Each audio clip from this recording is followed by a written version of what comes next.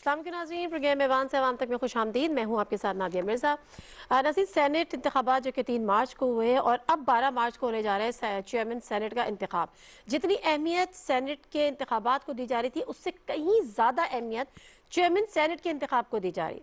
और इसमें भी कोई दो राय नहीं है कि यूसुफ रज़ा गिलानी साहब जो कि सेनेट की सीट जीते हैं इस्लामाबाद से, उनका मुकाबला हफीज शेख था, उनके पास उनको अक्सरियत की हिमायत हासिल नहीं थी या अक्सरियत वोट उनके साथ नहीं थे, लेकिन उसके बावजूद किस तरीक़ों से और किन अवामिल के जहर सही वो बहस अपनी जगह, लेकिन बहरहाल अक्सरियत उनके साथ ना होने के बावजूद वो ये सीट जीत गए थे।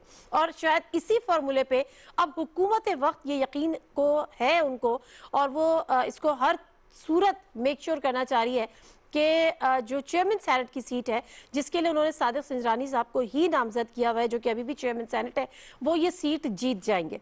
अब देखना यह है कि क्योंकि शिबली फराज साहब का वो स्टेटमेंट जिसके उन्होंने कहा है कि हर आईनी और कानूनी जो भी तरीका होगा वो हम हर सूरत इस्तेमाल करेंगे। वो कौन कौन से तरीके हो सकते हैं कि आपके पास अगर की अक्सरियत नहीं है लेकिन उसके बावजूद आपका जो कैंडिडेट है वो ये जंग जिसको अब करार दिया जा रहा है वो जीत जाए। दूसरी तरफ जरा इलेक्शन कमीशन के हवाले से ही बात करेंगे, उसके रोल पे भी बात करेंगे। आज हमने देखा कि पीटीआई ने जो डिस्क्वालिफिकेशन की रिक्वेस्ट दी हुई थी यूसुफ रज़ा गिलानी की, उसको मुस्तरद कर दिया है। ताहम जो वीडियोस आई थी जो पहले इलेक्शन से पहले, उसके लिए उन्होंने अगली समात 22 मार्च को मुकर्रर कर दी है। ये बहुत सारी चीज़ें हैं जिस पर आज हमें गुफ्तगू करनी है और जिन पैनलिस्ट से हम आज बात करेंगे उनका मैं आपसे तारुफ करा देती हूँ। कराची स्टूडियो से हमें ज्वाइन कर रहे हैं सीनियर पॉलिटिकल लीडर है,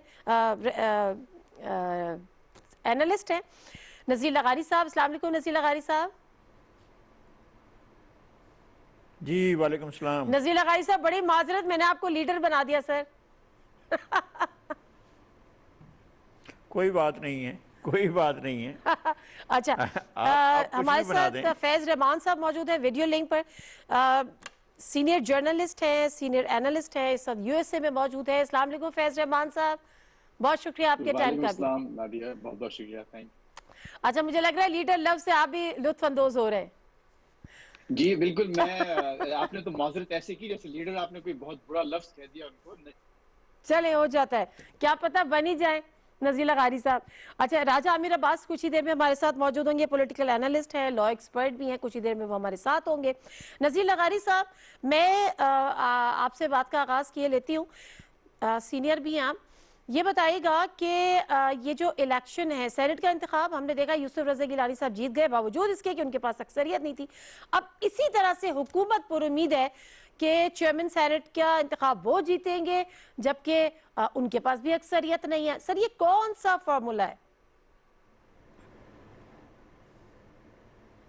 ये फार्मूला तो मौजूद है ना, उसके दो नाम हैं। जब आप जीत रहे हों और आपके पास अक्सरियत ना हो तो आप कहें कि ज़मीर जाग गया, और अगर आप हार जाएं और आपके पास अक्सरियत भी हो तो कहें कि जनाब ये हॉर्स ट्रेडिंग हुई है। तो ये दो टर्मिनोलॉजीज़ हैं, ये इस्तेमाल होंगी। पहले कहा गया था कि ज़मीर जागा और हुकूमत कह रही थी कि हॉर्स ट्रेडिंग हुई है, और हुकूमत ने हॉर्स ट्रेडिंग के इस माहौल में, इस गर्मा गर्मी में एतमाद का वोट भी लिया, और जिन लोगों ने हॉर्स ट्रेडिंग में उधर जाकर वोट दिया था उन लोगों ने ज़मीर की आवाज़ पर फिर वापस आकर वज़ीर आज़म को भी वोट दिया। पता नहीं ज़मीर का वोट उस तरफ था, उस वक्त था या अब था। ये दो मुख्तलिफ मौक़े हुए। एक मौका ये हुआ कि जनाब यूसुफ रज़ा गिलानी को वोट देना था, तो अब तो हुकूमत की तरफ से कहा जा रहा है कि हमारे 20 लोग थे। अब 20 लोगों के नाम भी सामने नहीं आ रहे हैं, और 4 लोग थे जिन्होंने अली हैदर गिलानी से बात की थी और उनके भी नाम अभी तक ऑफिशियली सामने नहीं आए हैं। अब ये आखिर इलेक्शन कमीशन इसको अगर परसू कर रहा है तो फिर ये नाम भी सामने आ जाएंगे, ये भी पता चल जाएगा कि ज़मीर जागा था या हॉर्स ट्रेडिंग हुई थी। और अब भी यही होगा कि पता चलेगा कि ज़मीर जागा या हॉर्स ट्रेडिंग हुई और चेयरमैन सेनेट कौन बनते हैं। तो अभी हम भी इंतज़ार में हैं और देखते हैं। चौंका देने वाला वो रिज़ल्ट था जो यूसुफ रज़ा गिलानी साहब कामयाब हुए थे। उनकी अगरचे वो सूरत हाल नहीं थी, अक्सरियत के 160 वोट थे उनके पास, हुकूमत के बकौल 180 थे, तो वो 180 और ज़्यादा श्रिंक होकर 164 हो गए थे, और इनके बढ़कर जो है 169 तक चले गए थे। अब क्या होता है ये हम देखते हैं। अगर ये रफ्तार वही जा रही है आगे बढ़ने की और आगे जाकर कामयाबियाँ हासिल करने की, तो अपोजिशन अपना चेयरमैन सेनेट ला सकती है, वरना फिर देखते हैं कि हुकूमत जो है वो क्या करती है, हुकूमत लोगों का ज़मीर जगाती है या उन हार्स ट्रेडिंग करती है। दोनों चीज़ें खुलकर सामने आ जाएंगी। आपकी बात दुरुस्त है, लेकिन जब भी ये सेनेट के इलेक्शंस आते हैं या तो लोगों के जमीर जाग जाते हैं या लोग अपनी जमीर के मुताबिक वोट देते हैं, और यही बात हमेशा से की जाती है। लेकिन आपने कहा या तो हॉर्स ट्रेडिंग होती है या लोगों के जमीर जागते हैं, लोग जमीर, मैं तो जमीर को ही जब से ढूंढ रही हूँ कि आखिर ये जमीर है किस चिड़िया का नाम। फैज रहमान साहब, जरा आप ये मुझे मदद करेंगे कि ये जमीर किस चिड़िया का नाम है। अच्छा, जब हार जाते हैं ना तो सिर्फ हॉर्स ट्रेडिंग का नाम नहीं लेते, इदारों के हवाले से भी कहते हैं। जब उससे पहले यूसुफ रजा गिलानी साहब कहते पाए गए कि इदारे हमें न्यूट्रल है, बज़ाहिर एस्टैब्लिशमेंट न्यूट्रल है, लेकिन जैसी अदम एतमाद के बाद जब एतमाद की वोट लिया वजीर आजम ने, तो फिर इदारों को बदनाम करना शुरू कर दिया। तो ये जरा इसको आप भी जरा इस सिचुएशन को डिफाइन कर सकें अगर।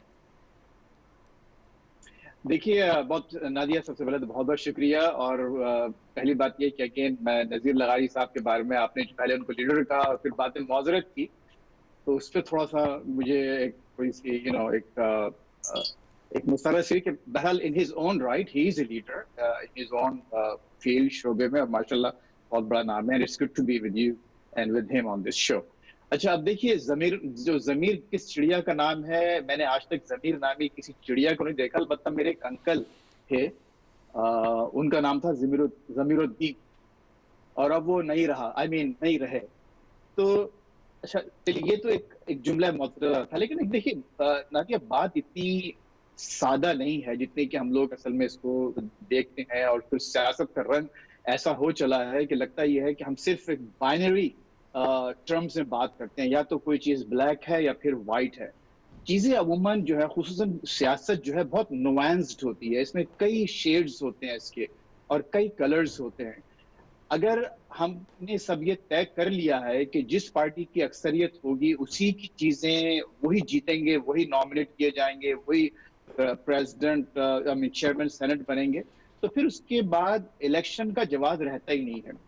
इलेक्शंस खुफिया बैलेट के तौर पर इसीलिए किए जाते हैं ताकि अरकान अपनी प्रेफरेंस के मुताबिक, अच्छा अब वो जो प्रेफरेंसेस हैं उनकी, जो उनकी तरजीहात है, वो मुख्तलिफ हो सकती है। हम ये कैसे अस्यूम कर लेते हैं, मैं अगेन एक बेनिफिट ऑफ द डाउट दे रहा हूँ, जाहिर है कि सारी वीडियोस वगैरह सारी मौजूद हैं, लेकिन अगर आप इसको बड़े कैनवस पे देखें तो जो सिस्टम की जो रूह है, जो आइन की रूह है, जिसने इस सिस्टम को हमारे सामने वजह किया है और पेश किया है, उसकी वजह यह है कि वो चाहते हैं कि अरकान को इस बात का मौका दिया जाए कि वो अपनी, मैं ज़मीर का लफ्ज़ इस्तेमाल नहीं कर रहा, अपनी तरजीहात के मुताबिक अपना नुमाइंदा मुंतखब करें, और इसमें कोई हर्ज नहीं, 100% आइन के मुताबिक है। हाँ, अलबत्ता ठीक है, बिल्कुल, ये बात आपकी बिल्कुल सही है कि 100% आइन के मुताबिक हो। इसी बात को आगे बढ़ाते हैं। राजा आमिर अब्बास साहब सीनियर पॉलिटिकल एनालिस्ट भी हैं, लॉ एक्सपर्ट भी हैं, उन्होंने मेरे स्टूडियो में ज्वाइन किया। अस्सलाम वालेकुम राजा आमिर अब्बास साहब, बहुत शुक्रिया आपके टाइम का।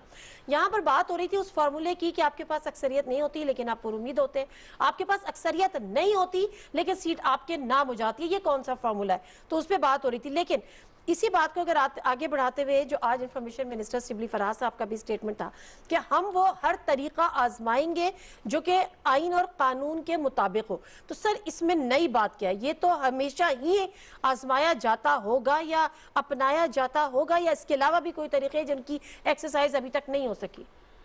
देखिए, आइन और कानून की अगर हम बात करते हैं तो विद रेफरेंस टू हम इलेक्शंस की बात कर रहे हैं ना, चाहे वो सेनेट के इलेक्शंस हों या सेनेटर्स के हों, आइन और कानून का ये तरीक़ेकार है कि जी अगर आपके पास सीक्रेट बैलेटिंग है तो आइन और कानून का है कि आप किसी को परसुएट तो कर सकते हैं, आप किसी के साथ इत्तेहाद तो बना सकते हैं, आप किसी से वोट तो मांग सकते हैं। लेकिन अगर उसी में हम ये देखते हैं कि वहाँ पे डील्स हो रही हैं, वहाँ पे करोड़ों रुपए की बोलियाँ लग रही हैं, और वहाँ पे ये हो रहा है कि जनाब हमने कुछ भी हो, ये इतनी ज़्यादा हैवी इन्वेस्टमेंट्स कर देनी है और जाके ये वोट जो उनसे हमने ख़रीदने हैं, तो ये वो चीज़ है कि जिसको वो निगेट करे थे कि अगर हम बात करेंगे तो आइन और कानूनी बात होगी, लेकिन ये गैर कानूनी। अनफॉर्चुनेटली नादिया, हमने क्या देखा, इवन ये रिसेंटली इलेक्शंस में हमने यही देखा कि जनाब वो अभी बात हो रही है यूसुफ रज़ा गिलानी साहब, इनके बेटे की जो बात हुई, वो जो वीडियो सरफेस करके सामने आई जिसमें ओपनली वो सिंध के जो शाह साहब हैं उनकी एलिजिडली एक वीडियो वीडियो आई कि जनाब 10 करोड़ ये तो 5 करोड़ वो ये, कहते मेरी आवाज नहीं है, फोरेंसिक करा लें। वो तो करा लेंगे, वो तो बात की चलिए, बात वो है तो- ना, वो तो बात की बात है, बात है, वो तो बात की लेकिन बात है। दीज आर द ग्राउंड लेकिन एक रियलिटीज, चीज और है दीज आर ना द ग्राउंड रियलिटीज। राजा मेरे बात साहब, एक चीज और है ना, ठीक है आपकी ये बात कि हॉर्स ट्रेडिंग भी होती है और वैसे भी वोट मांगे जाते हैं, अच्छे ताल्लुकात पे बहुत सारी चीज़ें होती हैं, या कोई डील शील इत्तेहाद किस्म के। डिफ्रेंशिएट कैसे करेंगे? कोई आपको आपकी मर्जी, अपनी मर्जी के मुताबिक वोट दे रहा है, आपके अखलाक से मुतासिर होकर दे रहा है, हक और बातिल की जंग समझ के दे रहा है, राइट और रॉन्ग के फर्क से दे रहा है, या वो बिक के दे रहा है? डिफ्रेंशिएट कैसे करेंगे? देखिए, बात तो ये है कि डिफ्रेंशिएट करने के लिए मोस्ट इंपॉर्टेंट थिंग इज कि आपको इलेक्टोरल रिफॉर्म्स लेके आनी है। आपने अपने लॉज को, अपने कवानीन को इतना स्ट्रेट बनाना है कि आपको पता हो, जैसे अब डिफेक्शन क्लॉज है, डिफेक्शन क्लॉज में आपको पता है कि आपने पार्टी पॉलिसी या पार्टी हेड की जो पॉलिसी है उसके खिलाफ वोट दिया तो 63 के ए के तहत आप जाके नाअहल हो जाएंगे। लेकिन सेनेट में ये हुआ कि जनाब सुप्रीम कोर्ट ने कह दिया कि ये जो सेनेट की जो सीक्रेसी है ये इन्फिनिटी नहीं है, आपने इसको कहीं न कहीं जाके टेम्पर करना है कि जहाँ पे डिस्प्यूट्स आते हैं आप देखें तो सही। लेकिन अनफॉर्चुनेटली ये हो रहा है कि जो अदारे थे, जैसे इलेक्शन कमीशन ऑफ पाकिस्तान जिसने करना था, वो इस पे बिल्कुल उनका अपना एक और व्यू पॉइंट था कि उन्होंने कहा नहीं कुछ भी हो, जो बैलेटिंग का या जो इलेक्शंस का हुसन, उन्होंने इसको कह दिया कि जनाब ये हुसन है इलेक्शन का कि आप अच्छा, सीक्रेट जमहूरियत के बैलेटिंग, बाद अब पेश खिदमत है इलेक्शन का हुसन। इलेक्शन का हुसन। और उसमें उन्होंने कहा जी ग्राउंड पे अगर हम देखते हैं ना, हमने आंखें बंद की हुई हैं, हमने वो अपने जो इलेक्टोरल सिस्टम्स हैं, ये कोई भी चीज़ें रिफॉर्म्स लानी थी, 3 साल गुजर गए मौजूदा हुकूमत को, चाहे अपोजिशन हो हुकूमत हो, कहीं से हमें कोई रिफॉर्म जब तक ना दिए हम रिफॉर्म्स नहीं लेके आएंगे, स्ट्रेट लॉज नहीं बनाएंगे, ऐसी हम ये इल्जामात ना की और blame game की डिफरेंशिएट, ये politics चलती हमारी रहेगी। continue और रहेगी। अनफॉर्चुनेटली अभी आप देखेंगे कि 2 दिन बाद सेनेट का इलेक्शन होगा, उसके बाद फिर वही बयानिया आएगा, आप 3-4 मैं वही बात पे करना चाह रही हूँ जी। नज़ीर लगारी साहब, इसी बात को कंटिन्यू मुझे ये बताएं कि जब यूसुफ रजा गिलानी साहब जीत जाते हैं बावजूद उसके कि उनके पास अक्सरियत नहीं होती और काफी ज्यादा डिफरेंस है, यहाँ तो डिफरेंस बड़ा कम है ना, ज्यादा अगर देखा जाए तो 48 और 51 यानी 2 या 3 वोट्स का फर्क है, वो तो आगे पीछे आराम से हो सकते हैं, वहां तो तकरीबन 20 के करीब वोट्स का बताया जा रहा था और जो काउंटिंग हो रही थी। तो अब मसला यहाँ पर यह है कि फिर वो एक ब्लेम गेम शुरू हो जाएगा, बिल्कुल ऐसा वहां तो बड़ा वाजे है। लेकिन अगर यहाँ पर फिर वो सादिक संजरानी साहब जीत जाते हैं, अगर कि वो जीत जाते हैं हुकूमती नुमाइंदे, तो वही इल्जामात जो आज हुकूमत ऑपोजिशन पर लगा रही है कल ऑपोजिशन हुकूमत पर लगा रही होगी। तो सर ये पॉलिटिकल स्टेबिलिटी कोई उम्मीद है आपकी इसके बाद आएगी? मेरे ख्याल में अपनी अपनी पोजीशन पर जब एक पोजीशन तब्दील हो जाती है तो मौक़िफ़ भी तब्दील हो जाती है, मौक़िफ़ अलग हो जाता है। पहले एक पोजीशन पर आप होते हैं, मैं एक पोजीशन पर खड़ा हूं और इस वक्त मेरा एक मौक़िफ़ है, अगर मेरी पोजीशन चेंज हो जाती है तो फिर मौक़िफ़ भी चेंज हो जाता है। यही हुआ है। हुकूमत उस वक्त कह रही थी कि जनाब यहाँ पर जो है हॉर्स ट्रेडिंग हो रही है, और कल हुकूमत कहेगी कि लोगों का ज़मीर जाग रहा है, और लोगों का ज़मीर जाग चुका है और उन्होंने इतने वोटों के फ़र्क से जो है यूसुफ रज़ा गिलानी साहब को शिकस्त दे दी अगर वो हार जाते हैं, और अपोजिशन कहेगी कि जनाब हॉर्स ट्रेडिंग हुई है। और ये इल्ज़ामात इसी तरह से चलते हैं। लेकिन मैं अब भी ये समझता हूँ कि सुप्रीम कोर्ट ने बिल्कुल वही फैसला किया था जो आइन के मुताबिक था। आइन के तहत जो है वो आपको सीक्रेट बैलेटिंग ही करनी है और इसके अलावा और कोई ऑप्शन नहीं था।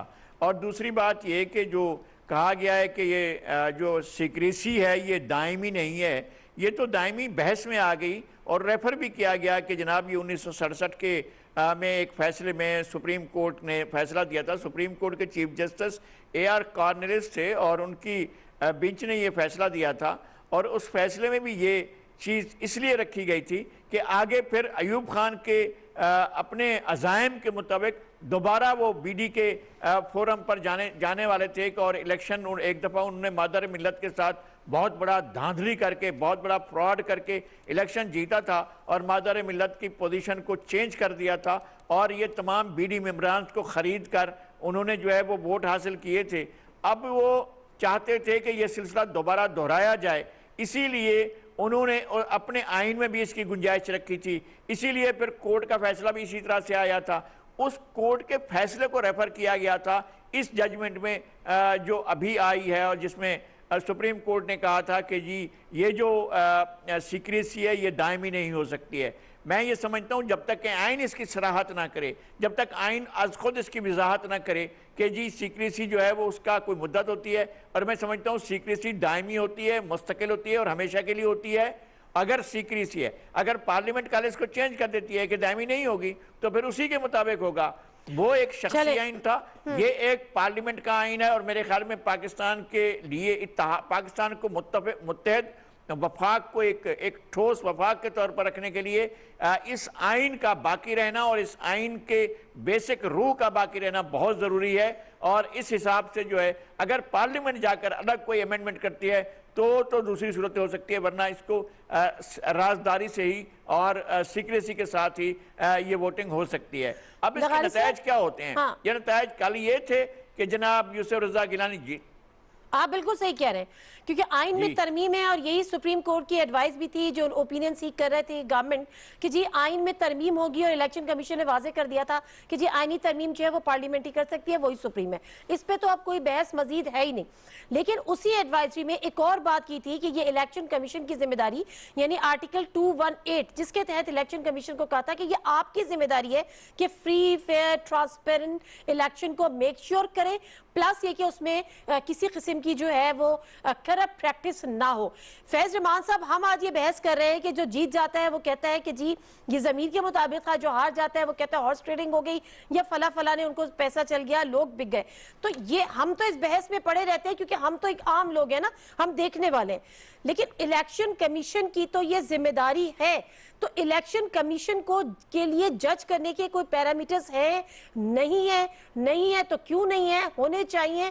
वो क्यों सिर्फ खामोश तमाशाई बना रहता है कि जी हो गए? अगर कंप्लेंट्स आ रही हैं आप सबूत भी लेकर आए कंप्लेन के साथ साथ। फिर 218 क्या कहता है आर्टिकल? देखिए नादिया, कोई भी इदारा और कोई भी फर्द और किसी भी माशरे में किसी खला में ऑपरेट नहीं करता। अगर इलेक्शन कमीशन है और उसका जो चार्टर है, उसकी जो जिम्मेदारियां हैं, वो सिर्फ अकेला इलेक्शन कमीशन का जिम्मेदार नहीं है। उसके आसपास के जो सपोर्टिंग इदारे हैं, जो सपोर्टिंग अमला है, खुद सियासतदान हैं और पूरा वोटिंग सिस्टम है, वो उस पूरे निज़ाम का हिस्सा है, और उसी निज़ाम के हिस्से के बाद ही कोई चीज़ आपके पास सामने आती है। अच्छा देखिए, वो जो उन्होंने फैसले दिए हैं वो अपनी साथ के मुताबिक, और वो जिम्मेदार लोग हैं, और इन्हीं सियासतदानों की नॉमिनेशन के बाद वो वहां पर पहुंचे हैं। तो मैं नहीं समझता कि आप उनकी बातों को यकसर मुस्तरद करके सिर्फ इस बात पर कि शायद वो बायस्ड हैं या किसी की तरफदारी कर रहे हैं, उनके किसी नहीं, मैंने तो बायस्ड कहा ही नहीं। लेकिन अगर करप्ट प्रैक्टिस होती है तो क्या ये इलेक्शन कमीशन की जिम्मेदारी नहीं है कि वो प्रोब करे, खुद से देखे, चेक करे, सबूत ढूंढे, शिकायतों पे काम करे? इसमें जो दो बातें थी जी नादिया, इसमें जो आपने, मेरा ख्याल है आप जो जिस तरफ हवाला दे रही हैं वो यूसुफ रजा गिलानी की नाअहली की जो दरख्वास्त थी। अच्छा देखिए, ये एक बहुत बड़ा फैसला था, बहुत बड़ा फैसला था। यानी इस पर आपकी पूरी सियासी जो चीजें, जो चोलें हैं वो हिल जाती थी आपके सियासी निजाम की। और सिर्फ एक इदारे से ये तवक्को करना कि वो रातों रात सिर्फ एक ऐसी वीडियो पर जिस पर अभी बहुत से सवालात बाकी हैं वो फैसला दे दे और पूरे निजाम को एक चैलेंज करे, वो मैं समझता हूँ मेरी अपनी दानिश में वो एक ज्यादती थी। लेकिन देखिए बॉटम लाइन ये है नादिया, देखिए बॉटम लाइन ये है, ये सियासत है, और सियासत को कहा जाता है is the game of the possible, is the art of the possible. तो इसमें, और ये हर माशरे का हिस्सा है, ये मैं कोई सिर्फ पाकिस्तान की नहीं, अमेरिका। अच्छा, इसका जवाब जो है ना, मेरा ख्याल है राजा मेरा बात से सारा ताकत के लिए आपकी, ठीक है, एक सेकंड फैज साहब, राजा मेरा बात साहब इसका जवाब बड़ा अच्छा दे सकते हैं यकीनन। अगर यूसुफ रजा गिलानी साहब के हवाले से जो चीज़ें आई, जो वीडियो आई, तो आप भी इसको एक ज्यादती करार देते हैं कि अगर रातों रात ये हो जाता है कि जी उनको आप डिस्क्वालीफाई कर दें? प्लस रातों रात की प्रैक्टिस तो हमने देखी है ना, रातों रात हुए हैं फैसले, नोटिस भी लिए गए या नोटिस लेके पीछे हट गए कि जी हमने तो कोई नोटिस नहीं लिया। हाँ, तो रातों रात का आपको एक रिसेंट फैसला था कि ये जो डस्का की सीट थी, डस्का की सीट पे आपने देखा कि रात को 3 बजे इलेक्शन कमिश्नर ऑफ पाकिस्तान खुद, आप कह रहे हैं ना कि वो जिम्मेदारी नहीं निभाते, लेकिन जहाँ निभानी होती है वो जाके कभी आईजी को फ़ोन कर रहे हैं, कभी चीफ सेक्रेटरी को फ़ोन कर रहे हैं, अज खुद उसको वो ला के नोटिफिकेशन रोक रहे हैं। उसके बाद विद इन 1 और 2 डेज़ 24 आवर्स उनका नोटिफिकेशन रोक दिया जाता है। वहाँ पे फ्री कैन जो पार्टी होती है जिसने दरख्वास्त दी होती है, वो कहती है कि जनाब हमें तो ये 20 जो पोलिंग स्टेशंस हैं इन पे इशू है, जो 360 पोलिंग स्टेशंस हैं, बड़ा स्मूथ और फेयर और वो था, लेकिन वहाँ पे लेकिन राजा साहब वहाँ पे 20 प्रिजाइडिंग ऑफिसर्स का भी तो मसला पड़ गया था ना कि वही नहीं मिल रहे थे। मतलब ये पहली हालात दफा मुख्तलिफ नहीं, थे इस ना। मुल्क में अक्सर ऐसे हुआ कि प्रिजाइडिंग ऑफिसर्स 70-80 घंटों बाद आए। बात ये नहीं है, ये इंडिविजुअल चीज़ें हैं। आपने एक बड़ी अच्छी बात की निशानदेही की कि ये तो केस टू केस है, किसी केस में ऐसे हो गया, हर इलेक्शंस में कुछ ना कुछ होता है। लेकिन क्या आईनी तौर पर इलेक्शन कमीशन ऑफ पाकिस्तान की आर्टिकल 218 सब क्लॉज 3 के तहत उनकी ये आईनी जिम्मेदारी है कि वो ना सिर्फ इलेक्शन के बाद वो पटिशनें लेते रहें, वो इलेक्शन से पहले प्रियम्प्टिव वो प्रियम्प्ट कर लें कि ऐसे हालात हो रहे हैं, ऐसी खबरें आ रही हैं, जैसे कि गिलानी साहब के बेटे की वीडियो 2 दिन पहले आ गई थी, तो वो मेयर्स लें कि उनकी एक आईनी जिम्मेदारी है। आइन उनको कहता है कि ये आपने ना सिर्फ इस चीज़ को रोकना है, आपने गार्ड करना है करप्शन को। अब गार्ड करने के लिए इतने बड़े अदारे में अगर आप टांग पे टांग रख के कहें कि जी सबूत भी आप ले आएँ, आप आ जाएं, पटिशन लगा दें, आप चले जाएं, ट्रिब्यूनल चले जाएं, ये मसले का हल नहीं है। आपको आईने पाकिस्तान ने इतने इख्तियार दिए हैं, यकीन कीजिए कि इन्हें कानून साजी की भी ज़रूरत नहीं, रूल्स बनाने की भी ज़रूरत नहीं। ये एक आज जजमेंट है कि इनको कमांड दे दी गई है आईनी कि आप करें कुछ, लेकिन जब आपने कहना है कि जी हम कुछ नहीं करते, हमारा ये काम ही नहीं, तो फिर आप जो सा है अदालत, मैं समझता हूँ आईनी तौर पे जो अपनी उसकी आईनी जिम्मेदारियां हैं वो सही तौर पे जिसकी निशानदेही सुप्रीम कोर्ट ने अपनी जजमेंट में की, वो नाकाम होता हुआ हमें नज़र आया कि वो नहीं। और उसकी वजह देखिए, अब नादिया हमारे यहाँ बात वही है कि हमने हर जगह जो अपॉइंटमेंट्स हैं ना वो हमने पॉलिटिकली शुरू कर दी हैं। अब इलेक्शन कमीशन ऑफ पाकिस्तान के जो मेंबर्स होते हैं उनको जो लाया जाता है वो लीडर ऑफ द हाउस और लीडर ऑफ द अपोजिशन। क्या होता है कि दो तुम्हारे और ये चेयरमैन ले आते हैं। जब वो मुख्तलिफ पार्टीज़ के नॉमिनीज आ जाते हैं तो फिर कोशिश उनकी यही होती है कि ऐसे लोगों को लाया जाए सर, कि तो जो इसके अलावा भी कोई तरीक़ाकार है? नैब के चेयरमैनों का वही लेकर आएंगे, इलेक्शन कमीशन तरीक़ेकार है दुनिया में। तो तरीक़ेकार ये है कि जब ये तरीक़ेकार पार्लियामेंट में लेजिस्लेशन होनी है, कोई भी तरीक़ेकार अडॉप्ट कर सकते हैं। आप पब्लिक सर्विस कमीशन से ला सकते हैं, आप इम्तिहान ले सकते हैं। कहाँ पे दुनिया में लिखा है कि सियासी जमातों के कहने पे आप मेंबर्स लाएंगे? लेकिन बात यह है कि जब बात यह है कि जब लेजिस्लेशन पर्सन स्पेसिफिक होती है, जब एक आदमी के लिए कानून साजी हो जाती है, एक पार्टी के लिए कानून साजी होती है, सिस्टम के लिए नहीं होती, तो ये उस सिस्टम में फिर खराबियां हैं। अदरवाइज जब तक ये ठीक नहीं होंगी तो आप इस चीज को इम्प्रूव नहीं कर पाएंगे। लगारी साहब, आप कितना अग्री करते हैं उन खराबियों से जिनका जिक्र या जिनकी निशानदेही राजा आमिर अब्बास साहब यहाँ पर कर रहे हैं? एक तो राजा आमिर अब्बास साहब मेरे बहुत अजीज़ दोस्त हैं, पहली बात। दूसरी बात यह है कि इनसे इख्तलाफ करते हुए मुझे थोड़ा सा एक झिझक सी रहती है, लेकिन मैं इंतहाई माजरत से कहता हूँ। एक तो ये कि ये आइन का तरीक़ाकार है, आइन ने सेट कर दिया है, और आइन में ही ये जो 18वीं तरमीम के बाद 19वीं तरमीम आई थी उसने भी बाज़ चीज़ें ख़राबी की तरफ ले गई थी, और इस तरह के मामलात भी आपके सामने आए हैं।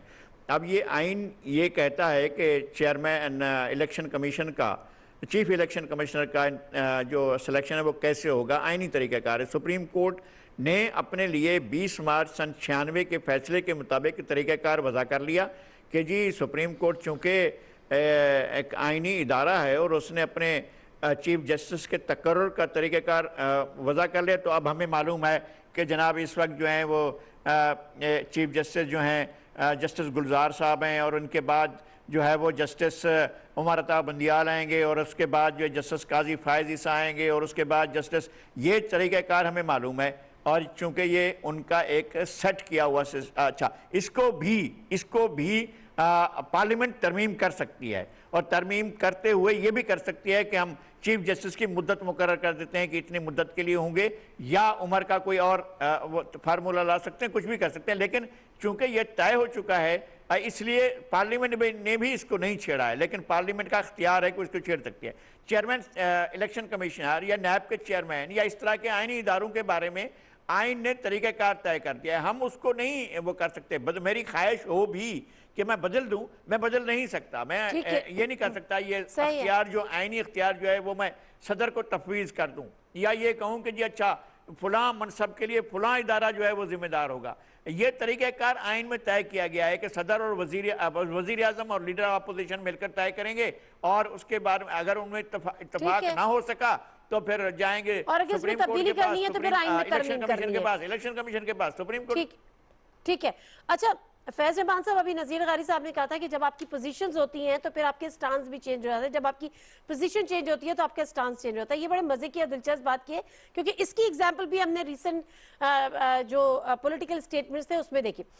सेनेट इलेक्शन से पहले पीटीआई सर धुनती रह गई, सर तोड़ कोशिशें कर ली कि सीक्रेट बैलेट ना हो, ओपन बैलेट से इलेक्शन हो जाए, नहीं हुआ। यूसुफ रजा गिलानी साहब जो है वो पता नहीं कौन सी जादू की छड़ी थी, वो उससे जीत गए। चले जी, अच्छी बात है, जीत गए। पूरी अपोजिशन यकजबान थी सीओडी के बावजूद, सिग्नेटरी के बावजूद कि नहीं जी सीक्रेट ही होगा। अच्छा, अब जब वो ये देख रही है कि हमारी पोजीशन स्ट्रांग है, हमारे वोट ज्यादा हैं, गवर्नमेंट के कंपैरेटिवली कम है, तो बड़े मजाका खेज अंदाज में, बड़े तंजी अंदाज में कहा जाता है आए जी अब आप इसको जो है वो ओपन करा लें। तो ये जो नॉन सीरियस रवैये हैं, इस पे मुझे हैरत होती है कि अवाम को जवाब दे नहीं है कोई भी।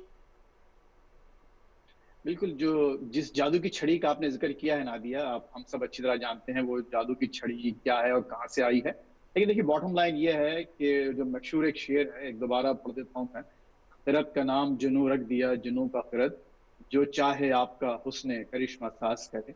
तो वही है कि जिसके पास अगर कुव्वत है, जिसके पास बड़ा भोंपू है, बड़ा माइक है, वो अपनी चीज़ों को ज़्यादा बेहतर तौर पर पेश करके समझता है अपनी दानिश में कि उसने अपने आप को जस्टिफाई कर लिया। देखिए, अगर असल हकीकत यह है कि जैसे आपने अभी फरमाया कि अवाम जो गवर्नेंस है, मुझे आप ये बताइए इस पूरे, अगर आज सजरानी के बजाय गिलानी और गिलानी के बजाय सजरानी, अगर दोनों में से कोई एक भी आ जाता है सेनेट का चेयरमैन, तो इससे एक आम आदमी, मेरे आसपास जो अतराफ में लोग हैं, उनकी सेहत पर, उनकी लाइफ स्टाइल पर, उनके बच्चों की सेहत पर क्या असर पड़ेगा। ये हम सबको, राजा साहब समेत, लगारी साहब समेत, हम सबको ये सोचना चाहिए कि इस असल काम होता है नियतों।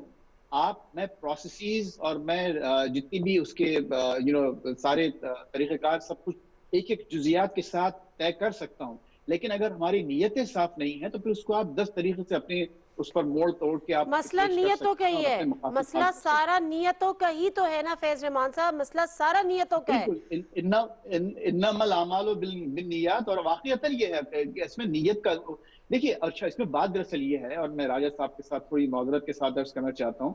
देखिए, इसमें दो बातें बहुत अहम हैं।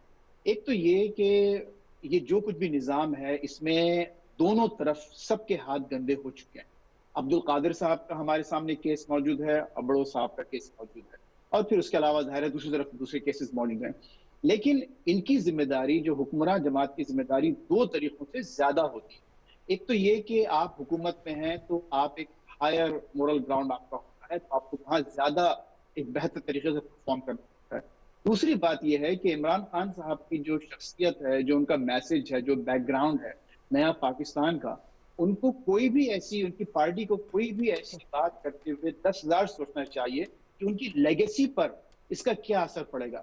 आज कोई भी सेनेट का चेयरमैन मुंतखब हो सकता है, सेनेट में मेजॉरिटी हो सकती है, माइनॉरिटी हो सकती है, लेकिन बॉटम लाइन ये है कि आइंदा 10 साल, 15, 20, 50 साल बाद इमरान खान को किस तरह से याद किया जाएगा, इस हुकूमत को कैसे याद किया जाएगा। मेरा अपना ख्याल ये है कि इमरान खान साहब को, उनकी पार्टी को इस बात का ज्यादा कंसर्न।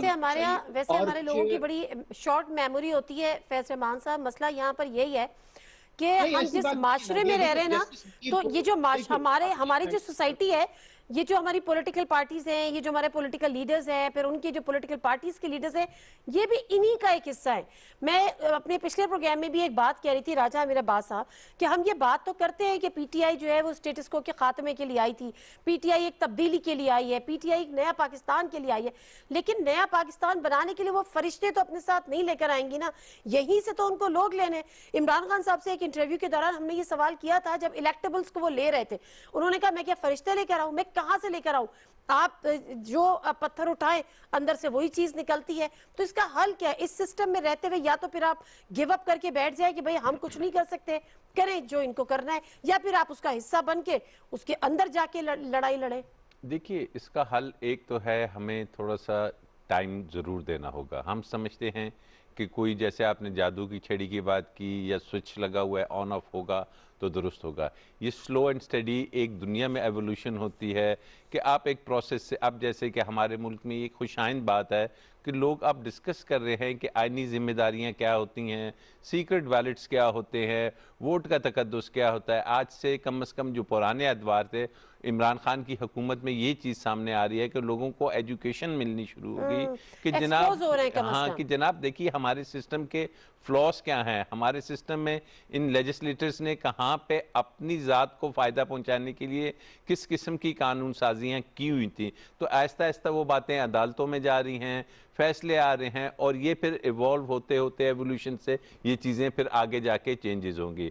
अब बात हो रही है कि जनाब उनकी ये एक ड्यूटी थी कि वो करें, लेकिन मॉरल ड्यूटी जो हमारी है या वो सिटिंग गवर्नमेंट है, हम देखते हैं कि अनफॉर्चुनेटली अगर आप, हम ये हालिया इलेक्शंस की जो आप बात कर रही हैं, जरदारी साहब इतनी बड़ी पार्टी के को चेयरपर्सन, इस मुल्क के प्रेसिडेंट रहे, उनको इतना एक्सपीरियंस है, वो अगर आके कहते हैं कि जी ये तो हम बहुत कम वोटों से जीते हैं यूसुफ रजा गिलानी का, ये तो मार्जिन बहुत ज्यादा, हम तो 20 सोच के बैठे हुए 20 सोच के बैठे थे। तो दिस इज अनफॉर्चुनेट। जब हम देखते हैं कि हम बात करते हैं कि पॉलिटिकल सिस्टम की और उस नैरेटिव की बात करते हैं, तो हमें नजर नहीं आता क्या कि अगर दूसरी तरफ हम देखते हैं इस मुल्क की जो बड़ी जमात है पाकिस्तान मुस्लिम लीग नून, पाकिस्तान मुस्लिम लीग नून आवाम को किस अंदाज में उनकी आंखों में धूल झोंकी जाती है कि एक तरफ जो शहबाज शरीफ साहब हैं जो पार्टी के सदर हैं, और उनके बेटे हमजा हैं जो अभी 15 दिनों से बाहर आए हुए हैं, एक लफ्ज़ वो नहीं कहते कि इन इलेक्शंस में क्या हुआ, इन इलेक्शंस की वजूहात क्या थी, या वोट ऑफ कॉन्फिडेंस में क्या बात हुई। इस पे भी बड़ी बात हो रही है। इसके अपोजिट हम देखते हैं उसी पार्टी में जो वाइस प्रेसिडेंट साहिबा हैं, वो जब ये देखती हैं कि सेनेट में तो ठीक हो गया, अल्हम्दुलिल्लाह यूसुफ रजा गिलानी जीत गए, लेकिन वोट ऑफ नो कॉन्फिडेंस में उनका बयानिया एकदम अदारों की तरफ चला जाता है कि ये फिर चला जाता है। और दूसरी बात ये कि मैं तो बल्कि उस चीज को अभी जो मैं लगारी साहब से बात करी थी, सबने कहा कि जी नहीं सीक्रेट बैलेट होगी क्योंकि आइन में लिखा हुआ है, आइन मोहतरम है, आइन मोहतरम है। अब कहते हैं कि आए जी कर ले, मतलब ये तमाशे हैं। ये बात सही है कि एक्सपोज तो हो रहे हैं, ये एक्सपोज हो रहे हैं, आप और हम और अवाम देख रही है। और नादिया यही वो वजह है कि अवाम अब इनको बाय नहीं करती, इनको कहीं ना कि लेके आए एक 10,000 या 50,000 या 2 लाख का लॉन्ग मार्च। अब आ जाते जरा आ जाए, फिर आप देखेंगे कि अवाम उस बयानी को क्यों लेके चलेगी, क्योंकि उसे नजर आ रहा है कि हमजा साहब रहते हैं, हमजा साहब एक बात नहीं करते। मैं जरा स्विच करती हूँ पॉलिटिकल इशू पे। पॉलिटिकल से मतलब ये जो सारी पीडीएम की जो स्ट्रेटजी है जिसमें अब काफी अंदरूनी इख्तिलाफात, अच्छा पीडीएम की जमातों के अंदरूनी इख्तिलाफात जो है जिसमें लॉन्ग मार्च को लेकर या इस्तीफों को लेकर, ये तो मैं डिस्कस करूंगी, लेकिन नज़ीर लगारी साहब हमने ये देखा है कि हमजा शहबाज जब से जेल से बाहर आए हैं, कस्टडी से बाहर आए हैं, और जो शहबाज शरीफ का जो नैरेटिव है वो डिफर करता है नवाज शरीफ या मरियम नवाज के नैरेटिव से। अमूमी तौर पर यह देखा गया है कि जिस मीटिंग में हमजा होते हैं उसमें मरियम नहीं है, और अगर मरियम है तो उसमें हमजा नहीं है। ये इनके आपसी अभी भी एक सर्द जंग, एक नैरेटिव की जंग चल रही है। तो फिर आगे इसका ये किस तरह से जो है वो कुक किस तरह से होगी? पहली बात तो यह है कि मेरे नज़दीक ऐसी कोई जंग नहीं चल रही है, और ये सब मफरूज़ा जंग है और इसकी कोई हकीकत नहीं है। मैं ये समझता हूँ कि इस वक्त PMLN के तमाम लीडरशिप एक पेज पर है, और ये किसी ये एक दूसरे के साथ किसी मामले पर इख्तलाफ नहीं कर रहे हैं। सर लेकिन बयान मुख्तलिफ नहीं थे इनके, इसका तो मरियम खुद एतराफ कर चुकी है कि जो शहबाज शरीफ साहब का बयान था वो मुख्तलिफ था। नवाज शरीफ ये एक ही पेज पर हैं, और इन जी, मैं इनको समझता हूं कि ये एक पेज पर हैं। ओके। और हम जो बातें करते रहते हैं अपने तज्जियों में कि जिनके खानदान का झगड़ा हो गया है, ये बातें हम 4-5 साल से बहुत अरसे से कर रहे हैं। और ये कि जनाब ये खानदान 2 हिस्सों में बट गया है, हम खुद ये बात करते रहे हैं, लेकिन हमें मालूम हुआ कि जनाब ये सारी बातें मफरूज़ा थी और इनकी कोई हकीकत नहीं थी। शहबाज शरीफ नवाज शरीफ के डिसिप्लिन में है और मरीम नवाज शरीफ के डिसिप्लिन में है, हमजा शहबाज जो है वो नवाज शरीफ के डिसिप्लिन में है। ओवरऑल ये पार्टी जितनी भी है वो नवाज शरीफ के डिसिप्लिन में है।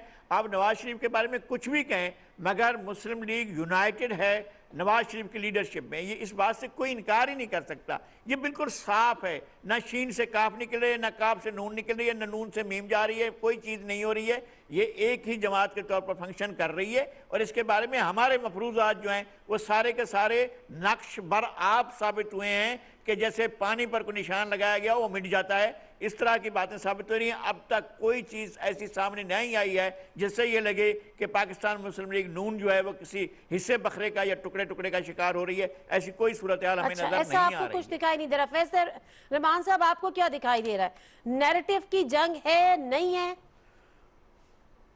देखिए, ये मैं समझता हूँ नादिया के पाकिस्तानी सियासत से और पाकिस्तानी कौमी मंजर से ये जो वन पेज का जो एक मुहावरा है ना, इसको उखाड़ के फाड़ के फेंक देना चाहिए। It doesn't exist. जब इवन हमारे हुक्मरां जमात के बारे में कहा जाता है, इदारों के बारे में कहा जाता है एक पेज, या सियासत में एक पेज ना होता है और ना होना चाहिए। It's not good for the country, it's not good for the society, it's not good for the common man. कि एक पेज का मतलब ये हुआ है कि आपने गठजोड़ कर लिया है किसी दूसरे के खिलाफ, इसका ये मतलब निकलता है।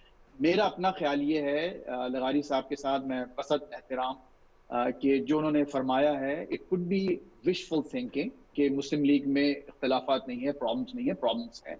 और उसमें लेकिन नवाज शरीफ साहब की इसमें कोई शक नहीं है कि उनकी लीडरशिप में ये ताकत मौजूद है कि उन्होंने उसको अच्छी तरह से नेविगेट किया है। और अभी बज़ाहिर ऐसा लगता है कि आपके कम से कम नवाज लीग की हद तक मामला ठीक है, लेकिन पीडीएम में जो है बेपनाह इख्तलाफात हैं, बेपनाह मसाइल हैं। और उसकी वजह यह है कि देखिए, जब किसी चीज की बुनियाद मनफी उस पर रखी जाएगी, जब नीचे की ईंट टेढ़ी लगाई जाएगी, तो फिर वो इमारत भी टेढ़ी होती है। और इसकी जो बुनियाद थी वो इंतहाई मनफी बुनियादों पर थी, और वो सिर्फ एक वन पॉइंट एजेंडा था, सिर्फ एक शख्स के खिलाफ। मैं उस शख्स की ना हिमायत कर रहा हूँ, ना उनसे इख्तिलाफ कर रहा हूँ। मैं ये बताना चाह रहा हूँ एज ए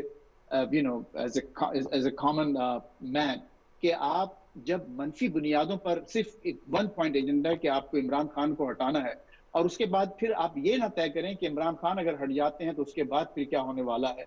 और आपने देखा कि दोनों के रास्ते मुख्तलिफ हुए। ये अलग बात है कि जरदारी साहब की स्ट्रेटजी ज्यादा कामयाब हुई और ज्यादा आपको नजर आई सामने, लेकिन जो बयानिया इन्होंने सेनेट की इलेक्शन से पहले और जो अपने जो इनके जलसे हुए थे उसके बाद जो कायम किया था और लोगों के सामने पेश किया था, वो तो नाकाम हो गया। और अब आप उसी सिस्टम में आकर उसी सिस्टम के तहत आगे बढ़ रहे हैं। आप हर इलेक्शन लड़ रहे हैं, अपने ही लोगों को आप नॉमिनेट कर रहे हैं। आज आपने सादिया अब्बासी को नॉमिनेट कर दिया।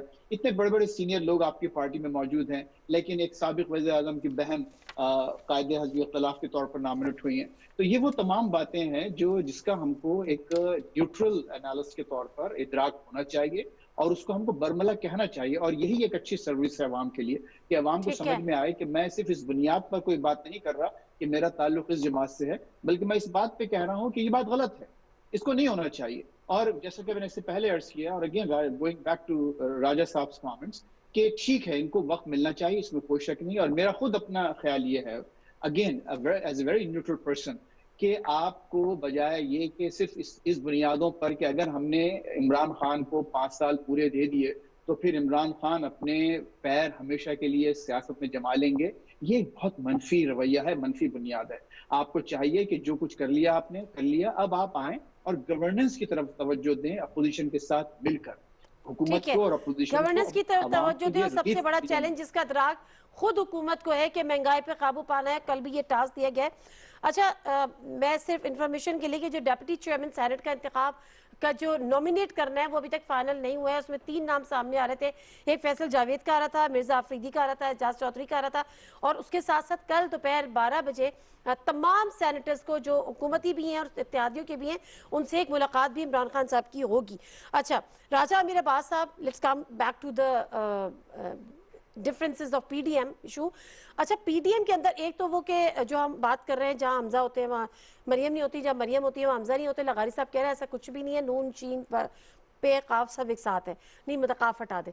अच्छा, दूसरी बात, पीडीएम के अंदर, पीडीएम में पीपल्स पार्टी एक वाहिद जमात है जिसका कोई स्टेक है। ज़रा सिंध में गवर्नमेंट है, फजलुर रहमान साहब भी चाहते हैं कि बस जो करना था हो गया, नवाशी साहब भी चाहते हैं जो करना था हो गया, इस्तीफे दें, बाहर निकल आए।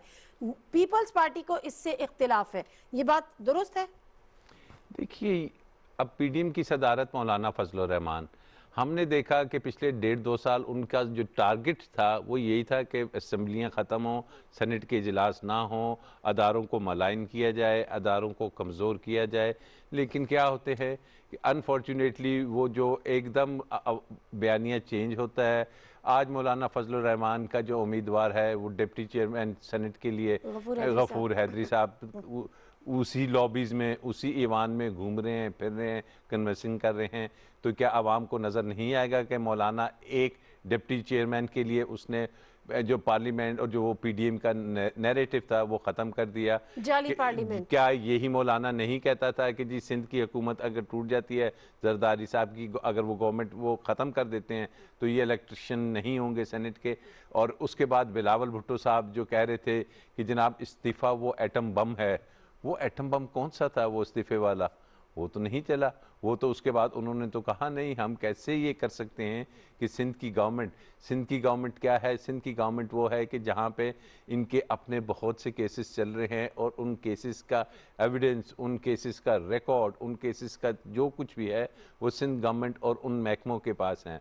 उसके बाद वो मिनिस्ट्रीज़, उसके बाद देखिए बात यही है कि इनको हम डिस्कस तो कर रहे हैं लेकिन अवाम को यकीन करें नादिया, पीडीएम से कोई किसी किस्म की उम्मीद क्या, उन्हें बिल्कुल इंटरेस्ट ही नहीं रही। हाँ, गवर्नेंस की बात है, महंगाई की बात है जो अभी आपने बात की, और जो गवर्नेंस में इश्यूज आते हैं वो इश्यूज आपके ऐसे हैं कि जब आप 30-40 साल 10 साल एक सिस्टम को डेवलप करते हैं, ब्यूरोक्रेसी को, खासकर पॉलिसिंग को, दीगर महकमों को, आप वहाँ पे अपने क्रोनीज लगा के चले जाते हैं, आप वहाँ पे अपने आदमी बैठाए होते हैं, तो उनसे जंग करना, आपने माफियाज को, चाहे वो किसी किस्म के कार्टल्स हों, इतना डेवलप किया होता है, बल्कि आप खुद उनका हिस्सा होते हैं, चाहे वो शुगर माफियाज हैं चाहे दीगर हैं, तो उनसे जंग लड़ना सबसे बड़ी बात है कि ये जो जंग लड़ रहा है इमरान खान, ये इसने उनको चैलेंज किया है। ये आज खुद बड़ी बात है कि उसने इन लोगों को चैलेंज करके इनके सामने आया। This itself is a big thing. और अगेन इनसे जंग करनी और इनको साइड पे करना is going to take some time. It's not like कि आप दुनिया में कार्टेल्स और माफिया से जब जंग करते हैं तो वो काफ़ी लंबी जंग होती है और अल्टीमेटली उसके रिजल्ट्स कौम और मुल्क के लिए अच्छे आते हैं। उम्मीद करते हैं, दिल से दुआ है कि ऐसा ही हो। अल्टीमेटली उसके रिजल्ट्स हैं, अच्छे रिजल्ट्स जो हैं उससे कौम भी और अवाम भी, हमारी मुल्क भी उससे मुस्तफ़ीद हो। नज़ीर लगारी साहब, ये जो पीडीएम है मेरा ख्याल है सितंबर अक्टूबर में वजूद में आई थी और उसके बाद से जल्द से ये बिलावल साहब ने पूरा क्रेडिट लिया कि देखा हम कहते थे सेनेट में जाओ, हम कहते थे ज़िमनी इंतखाबात लड़ो, हम कहते थे इस्तीफा ना दो, ऐवानों में रहो, ऐवानों की सियासत करो, वही हुआ। आज हम देखिए कहाँ खड़े हैं। अगर आपके फैसलों पर अमल करते तो फिर आज हम कहाँ खड़े होते? ये खुद सवाल बिलावल भुट्टो जरदारी साहब ने उठाया था। आज मुझे आप बताइएगा कि जो पीडीएम है उसके पास क्या ऑप्शंस रह गए हैं कि वो एक्सरसाइज करे? लॉन्ग मार्च की बात, अंदर से इस्तीफों की बात, बिलावल भुट्टो जरदारी या पीपल्स पार्टी उसको मानने को तैयार नहीं है, तो ये इकट्ठा ये इत्तेहाद कितना आगे चल पाएगा? मैं ये समझता हूँ कि असल बात ये है कि पाकिस्तान की जो रूलिंग एक इस्टेब्लिशमेंट है उसके अंदर पॉलिटिशियंस भी हैं और मुख्तलिफ इदारे भी हैं, ये अपने आप को रिव्यू करने की कोशिश करें तो हालात बेहतरी की तरफ जा सकते हैं। मेरा ख्याल ये है कि ये तासुर इस्टेब्लिश हुआ है कि पाकिस्तान की इस्टेब्लिशमेंट ने एक अपना ऐसा रोल अदा किया है जिसको किसी हद तक ये कहा जा सकता है कि इम्पार्शल था। तो इस तरह के नताइज सामने आए हैं और इस तरह से चीज़ें सामने आई हैं। पंजाब के इंतखाबात में वज़ीराबाद या डस्का या नौशहरा के इंतखाबात ने चीज़ों को बहुत वाज़े कर दिया है और हुकूमत की पॉपुलरिटी को जो है खोल के रख दिया है। हुकूमत इनफैक्ट ऐसा नहीं है कि ये समझा जाए कि जनाब उसकी गवर्नेंस बहुत शानदार है, उसने बहुत ज़बरदस्त डिलीवर किया है, और ये कहा जाए कि जनाब इस हुकूमत ने कुछ आगे बढ़कर पाकिस्तान के अवाम के लिए कुछ बेहतर इकदाम किए, अब तक तो ऐसी कोई चीज़ सामने नहीं आई है। अपोजिशन के बारे में ये तासुर के मुनकसिम है, ये भी अभी तक इस्टेब्लिश नहीं है। मैं ये समझता हूँ कि अपोजिशन एक पेज पर है, जब ये फैसला कर लेते हैं तो फिर एक पेज पर होते हैं। जलसों का फैसला किया तो एक पेज पर थे, जलसे हो रहे थे, फिर उन्होंने फैसला किया कि हम जो है वो इलेक्शन की तरफ जाते हैं और हम जाते हैं सेनेट के इलेक्शन की तरफ, तो वो एक पेज पर थे। अब अगर फैसला मुत्तफिका ये होता है कि हम पार्लियामेंट के अंदर रहकर तब्दीली के लिए बात करते हैं या दूसरी सूरत में हम जो है वो लॉन्ग मार्च करते हैं या धरना देते हैं, तो फैसला जब आ जाएगा तो फिर हम देखेंगे कि इस पर इख्तिलाफ होता है, इत्तेफाक होता है। मेरा ख्याल ये है कि सारे एक पेज पर रहते हुए फैसला। फैज रहमान साहब, वन लाइनर दे दीजिए पीडीएम के लिए। जी, फरिश्तों से बेहतर है इंसान बनना, मगर इसमें पड़ती है मेहनत ज्यादा। ये दोनों के लिए है, पीडीएम के लिए भी और हुकूमत के लिए भी। Thank you so much Faiz Rahman साहब, नज़ीर लगारी साहब, राजा आमिर अब्बास साहब, बहुत शुक्रिया आपका भी। एक दिन छोड़ के, यानी आज का दिन हटा के एक दिन बीच में है, उसके बाद 12 मार्च को इसका सेनेट चेयरमैन का इंतखाब होगा और दोनों एड़ी चोटी का जोर लगा रहे हैं। अब रिवायत बरकरार रखती है या रिवायत के बरक्स काम होता है, ये तो रिजल्ट परसों ही पता चलेंगे। फिलहाल दीजिए नादिम मिर्जा को इजाजत, अल्लाह हाफिज़।